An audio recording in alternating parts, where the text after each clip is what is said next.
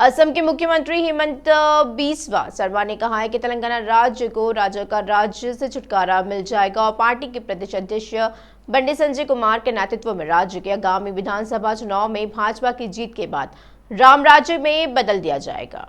बेगमपेट हवाई अड्डे पर पहुंचने के बाद बिस्वा रविवार शाम करीमनगर में आयोजित हिंदू एकता यात्रा में मुख्य अतिथि के तौर पर शामिल होने के लिए हेलीकॉप्टर से करीमनगर के लिए रवाना हुए और उन्होंने कहा कि मैं असम में देवी कामाख्या देवी से तेलंगाना राज्य के लोगों को आशीर्वाद देने और अगले विधानसभा चुनाव में भाजपा सरकार लाने की प्रार्थना करूंगा। और इसी के अलावा फिल्म द केरला स्टोरी पर सुलगते विवाद के साथ उन्होंने कहा कि इस बात के बहुत सारे सबूत है कि लव जिहाद वास्तविक था और उनके राज्य में कई लोग लव जिहाद के शिकार थे। उन्होंने कहा कि ऐसी कई महिलाएं हैं जो लव जिहाद के जाल में फंस जाती है। उन्होंने कहा कि असम सरकार ने 6000 मदरसों को बंद कर दिया है और अगले साल तक 1000 और मदरसों को बंद करने की योजना बना रही है। उन्होंने बीआरएस शासन पर तेलंगाना में वोट बैंक की राजनीति करने के लिए एआईएमआईएम अध्यक्ष असदुद्दीन ओवैसी के साथ हाथ मिलाने का आरोप लगाया, जबकि यह दावा किया गया कि भाजपा सनातन धर्म की रक्षा और संरक्षण के लिए प्रतिबद्ध है और राम राज्य लाने के लिए अथक प्रयास करेगी। तेलंगाना परिवार के निरंकुश शासन को समाप्त करेगा और एमआईएम नेताओं ने मेरा पीछा करने की कोशिश करी, लेकिन मैं उनके घर आने के लिए तैयार हूँ। उन्होंने चुनौती दी। उन्होंने दिल्ली शराब मामले में मिली भगत पर तेलंगाना के गौरव को धूमिल करने के लिए बीआरएस नेताओं की भी आलोचना करी है। उन्होंने कहा कि असम सरकार ने पिछले 2 वर्षों में युवाओं को 50,000 सरकारी नौकरियां प्रदान की है और अगले सप्ताह केंद्रीय गृह मंत्री अमित शाह की असम यात्रा के दौरान 50,000 अन्य नौकरियां प्रदान की जाएगी और उनके अनुसार 10 लाख नौकरियां देने का वादा करने वाली बीआरएस सरकार ने अपने शासन के पिछले 10 वर्षों में केवल 50,000 नौकरियां प्रदान करी है। उन्होंने दावा किया कि बीआरएस सरकार तेल के दाम अधिक वसूल कर तेलंगाना के लोगों का शोषण कर रही है। असम तेलंगाना राज्य की तुलना में एक छोटा राज्य है जहां 1 लीटर डीजल की कीमत 97 रुपए है, जबकि तेलंगाना राज्य में यह 108 रुपए है। असम में सरकारी कर्मचारियों को महीने की पहली तारीख को उनकी तनख्वाह मिलती है, लेकिन तेलंगाना राज्य में यह तब तक नहीं है जब तक महीने की 10 तारीख। उन्होंने टिप्पणी करी। भाजपा के प्रदेश अध्यक्ष बंडी संजय कुमार ने लोगों को तथाकथित धर्मनिरपेक्षतावादियों से सावधान रहने के लिए आगाह किया है, जबकि कई नेताओं और मीडिया ने प्रचार किया कि कर्नाटक चुनाव में हिंदुत्व की हार हुई है। भाजपा 15 राज्यों को नियंत्रित करती है। उन्होंने चेतावनी देते हुए कहा कि हिंदू विरोधी समूह को जांच के दायरे में रखा जाएगा। संजय कुमार ने कहा कि हम मुसलमानों को 4% आरक्षण के खिलाफ है, क्योंकि डॉक्टर BR अम्बेडकर धर्म के आधार पर आरक्षण के पक्ष में नहीं थे। हम बीआरएस के दानव शासन को समाप्त करेंगे और जल्द ही राम राज्य लाएंगे। टीडीपी प्रमुख चंद्रबाबू ने कहा है कि हैदराबाद के विकास में विजन 2020 दिखाई दे रहा है और विजन 2047 को लक्षित करने की जरूरत है। चंद्रबाबू ने मुख्य अतिथि के रूप में रुद्रराम संगारेड्डी जिले में गीतम विश्वविद्यालय में Kautilya school of public policy के स्नातक कार्यक्रम में भाग लिया। शासन में नीति निर्माण, सुधार और औद्योगिक विषय पर बोले। चंद्रबाबू ने कहा कि लोगों के जीवन को प्रभावित करने में सार्वजनिक नीति महत्वपूर्ण है। उन्होंने कौटिल्य की सार्वजनिक नीति की संस्था का एक अच्छा नाम देने के लिए प्रशंसा करी और उन्होंने छात्रों से आह्वान किया है कि वे कौटिल्य के नाम को कायम रखने के लिए उत्कृष्ट प्रदर्शन करें। उन्होंने स्मरण किया है कि जब विजन 2020 का घोषणा की गई थी तो कुछ लोग ने इसका उपहास उड़ाया था और कहना चाहते हैं कि सुधारों से पहले देश की प्रगति है। चंद्रबाबू ने कहा है कि भारत 25 साल में दुनिया की तीसरी सबसे बड़ी अर्थव्यवस्था बन जाएगा। So many Telugu entrepreneurs all over the world. Once I used to quote Jewish, number 1. Today, per capita income, Indians are doing extremely well, and also 35% among Indians are from Andhra Pradesh. That is, I am very proud to say this. Everything is possible. All these things happen within 25 years' time. Here, I wanted to emphasize all of you. India has grown for the last 25 years 8 times, whereas China has grown 49 times. Now China is having disadvantage. Demographic disadvantage has started. Now aging problem has come. They have gone one child norm. Today, that one child norm has become a big problem for them. Now population is declining, aging is increasing. That is the biggest disadvantage. In India, some states for the last 25 years have grown 20 times. Some states has grown 8 times. You see the difference. Because of the difference, haves and have-nots, and difference in per capita income, and also wealth, and also revenue for the governments, all these things are happening. If you grow all these things, at least 15 to 16 times, India will be number one globally.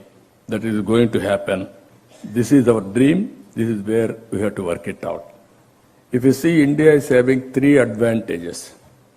One USP is technology. Nobody can dominate in the near future. Nobody can beat Indians.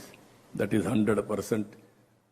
मंत्री जगदीश रेड्डी ने BJP के गुमराह प्रशासन को खारिज करने के लिए कर्नाटक के लोगों की प्रशंसा करी है और उन्होंने कहा है कि लोग प्रधानमंत्री मोदी को अपनकारना शुरू कर दिया है। उन्होंने कहा है कि कर्नाटक के नतीजों से साफ है कि अगर लोग मोदी के शासन के खिलाफ हो गए तो क्या होगा। उन्होंने दावा किया है कि जनता के फैसले के खिलाफ भाजपा ने 9 राज्यों में अवैध रूप से सरकार बनाई है। तेलंगाना में महिलाओं के लिए मातृत्व की यात्रा में महत्वपूर्ण मील के पत्थर गर्भधारण करने से लेकर प्रसव के समय तक और यहां तक कि अपने घरों में सुरक्षित वापसी सुनिश्चित करने तक राज्य द्वारा शुरू की गई अभिनव योजनाओं की एक श्रृंखला के माध्यम से हर चरण का समर्थन किया जा रहा है। जैसा कि अंतर्राष्ट्रीय मातृ दिवस मनाया जाता है, सावधानी पूर्वक नियोजित योजनाएं जो उनके जीवन के कई चरणों के दौरान माताओं और उनके शिशुओं के स्वास्थ्य का समर्थन करती है। कुछ स्वास्थ्य मंत्री टी हरीश राव ने रविवार को उजागर किया। उन्होंने कहा है कि इस तरह की योजनाओं के परिणाम स्वरूप मातृ मृत्यु दर MMR और शिशु मृत्यु दर IMR सहित महत्वपूर्ण स्वास्थ्य देखभाल सूचकांकों में राज्य बनने के बाद से काफी गिरावट दर्ज की गई है। बच्चे की गर्भधारण के तुरंत बाद ही गर्भवती महिलाओं में एनीमिया की स्थिति को दूर करने के लिए KCR पोषण किट लागू की जाती है। बाद में गर्भावस्था के 9 महीनों के दौरान मृत्यु प्रोत्साहन और मुफ्त प्रसव पूर्व जांच के साथ KCR किट पहल सुनिश्चित करती है कि सरकारी अस्पतालों में अजन्मी और गर्भवती महिलाओं की उचित देखभाल उपलब्ध है। और उन्होंने कहा, नियमित ANC जांच के दौरान सरकारी अस्पतालों में खरीदी गई उच्च स्तरीय अल्ट्रासाउंड मशीनें भी देखभाल प्रदाताओं को गर्भवती महिलाओं की सुरक्षित डिलीवरी सुनिश्चित करने में सक्षम बनाती है। आरोग्य लक्ष्मी के तहत तेलंगाना सरकार आंगनबाड़ी केंद्रों के माध्यम से गर्भवती और स्तनपान कराने वाली महिलाओं और 6 साल से कम उम्र के बच्चों को हर दिन एक पौष्टिक भोजन भी प्रदान कर रही है। उन्होंने कहा कि गर्भवती महिलाओं को सरकारी अस्पतालों में सुरक्षित यात्रा सुनिश्चित करने के लिए अम्मा बोडी योजना के तहत परिवहन वाहन जिलों में प्रदान किए जाते हैं। हरीश राव ने कहा कि समग्र स्वास्थ्य स्थिति सुनिश्चित करने और महिलाओं को कैंसर और अन्य पुरानी जीवनशैली की बीमारियों को जल्द पता लगाने के लिए सरकारी अस्पतालों में हर मंगलवार को आरोग्य महिला योजना विशेष स्वास्थ्य शिविर आयोजित किए जाते हैं। तेलंगाना के startup ecosystem enabler D hub ने देश में सर्वश्रेष्ठ टेक्नोलॉजी बिजनेस इंक्यूबेटर के लिए राष्ट्रीय प्रौद्योगिकी पुरस्कार जीता है। भारतीय उद्योगों और उनके प्रौद्योगिकी प्रदाताओं को पहचान का एक मंच प्रदान करने के लिए जो बाजार में नवाचार लाने के लिए काम करते हैं और आत्मनिर्भर भारत के दृष्टिकोण में योगदान करने में मदद करते हैं। प्रौद्योगिकी विकास बोर्ड TDP ने 5 श्रेणियों के तहत राष्ट्रीय प्रौद्योगिकी पुरस्कारों के लिए आवेदन मांगे थे। नवीन स्वदेशी प्रौद्योगिकी के सफल व्यवहारीकरण के लिए विभिन्न औद्योगिकों से MSME startup translational research and technology business incubator अनुसंधान और प्रौद्योगिकी व्यवसाय इंक्यूबेटरों में शामिल वैज्ञानिक इस वर्ष 2 स्तरीय मूल्यांकन प्रक्रिया के बाद कुल 11 विजेताओं का चयन किया गया, जिसमें पैनलिस्ट प्रख्यात वैज्ञानिक और प्रौद्योगिकीविद थे। अधिकारी के अनुसार टी हब फाउंडेशन को विभिन्न तकनीकी क्षेत्रों में नवीन प्रौद्योगिकी संचालित ज्ञान गहन स्टार्टअप उद्यमों को बढ़ावा देने के माध्यम से तकनीकी उद्यमी विकास में उत्कृष्ट योगदान के लिए प्रौद्योगिकी व्यवहार इंक्यूबेटर पुरस्कार श्रेणी ई से सम्मानित किया गया।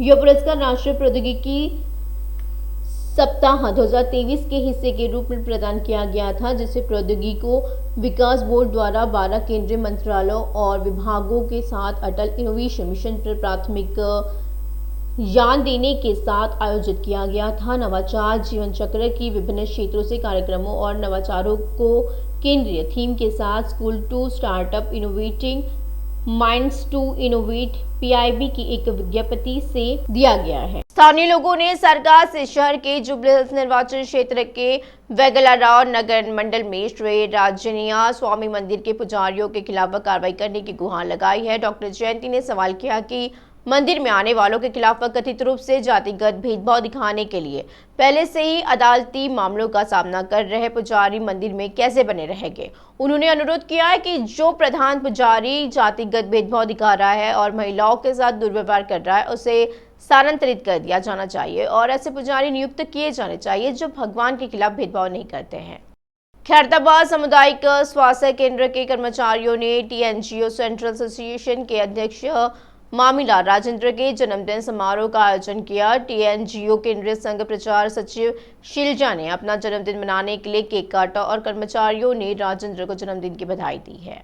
उसी के बाद उन्होंने रोगियों को फल दिए और अपनी प्रशंसा प्रकट करने उसके बाद उन्होंने रोगियों को फल दिए और अपनी प्रशंसा प्रकट करने के लिए पेड़ लगाए। इस मौके पर जगन्नाथम शैलजा ने कहा कि उन्होंने कर्मचारियों की समस्या को सुलझाने और उनकी रक्षा के लिए आंखों की तरह राजेंद्र के अथक संघर्ष की सराहना की। उन्होंने कहा कि उनके आशीर्वाद से उन्हें केंद्रीय प्रचार सचिव नियुक्त किया गया है। उन्होंने कहा है कि सरकार के साथ तालमेल बिठाकर संविदा कर्मचारियों में नियमितीकरण, पदोन्नति और तबादलों का हासिल करना गर्व की बात है और इसी कार्यक्रम में खैरताबाद इकाई के उलट स्टाफ के अध्यक्ष ने भाग लिया है।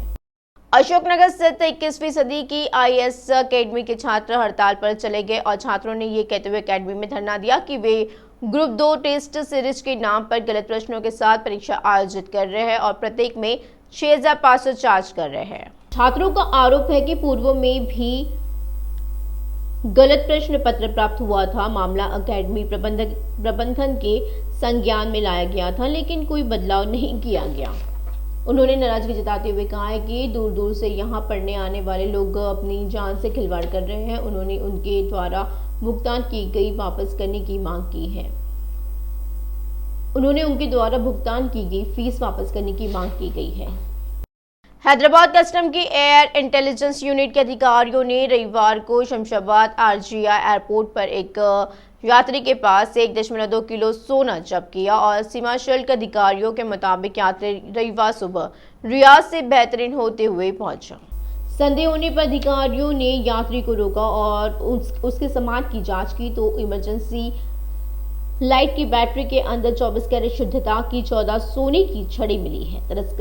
तस्करी ने सोना कस्टम के जब्त कर लिया है और यात्री को भारतीय सीमा शुल्क अधिनियम 1962 के तहत गिरफ्तार किया गया है। आगे की जांच जारी है। केपीएचबी पुलिस ने घर में घुसकर महिला के गले से सोने की चमड़े की रस्सी छीनने वाले चेन स्नेचर को गिरफ्तार कर रिमांड पर लिया है। बालानगर जोन के डीसीपी श्रीनिवास राव ने इस अवसर पर केपीएचबी पुलिस स्टेशन में आयोजित एक मीडिया कॉन्फ्रेंस में विवरण का खुलासा किया है। गोपालपुरम सीआई ईश्वर गौर ने बताया कि सिकंदराबाद रेजिमेंटल बाजार के एक घर में बिना हिसाब किताब के पैसे मिले हैं। मालूम हो कि गोपालपुरम थाना अंतर्गत एक घर में रविवार सुबह आग लगने की घटना हुई थी। हैदराबाद में Sonam Mittal excellence award 2023 award समारोह का भव्य आयोजन किया गया। सोनम मित्तल महिला कल्याण चैरिटेबल ट्रस्ट के तत्वाधान में विभिन्न क्षेत्रों के 8 प्रतिष्ठित व्यक्तियों को पुरस्कार प्रदान किए गए। साइबराबाद सीपी स्टीफन रविंद्र ने सुझाव दिया कि डिजिटल और सोशल मीडिया को जिम्मेदारी से काम करना चाहिए। सच्चाई का पता लगाने के बाद ही इसे जनता के बीच ले जाने की सलाह दी जाती है। उन्होंने कहा है कि अब सिटीजन जर्नलिज्म चल रहा है और एंड नाउ फाउंडेशन के तत्वाधान में साइबराबाद आयुक्तालय में डिजिटल पत्रकारिता की चुनौतियों पर एक संगोष्ठी का आयोजन किया गया।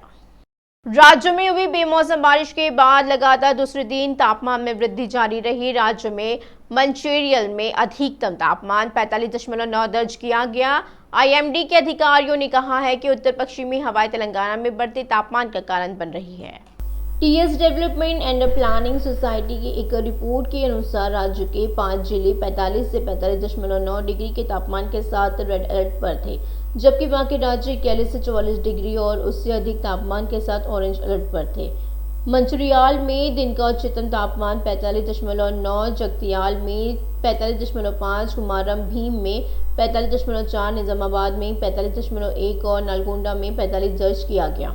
शहर का अधिकतम तापमान खैरताबाद में 41 डिग्री, सिकंदराबाद मुशीराबाद में 40.7 और आसिफ नगर में 40.6 डिग्री दर्ज किया गया। आईएमडी के अनुसार आने वाले सप्ताह में तापमान में 2-3 डिग्री की वृद्धि के साथ राज्य में शुष्क मौसम रहेगा। कई जिलों में आने वाले सप्ताह में ऑरेंज अलर्ट जारी रहेगा, क्योंकि तापमान 41-45 डिग्री के दायरे में बना रहेगा। शहर में आंशिक रूप से बादल छाए रहेंगे और अधिकतम और न्यूनतम तापमान क्रमशः 40 डिग्री से और 26 डिग्री के आसपास रहने की संभावना है।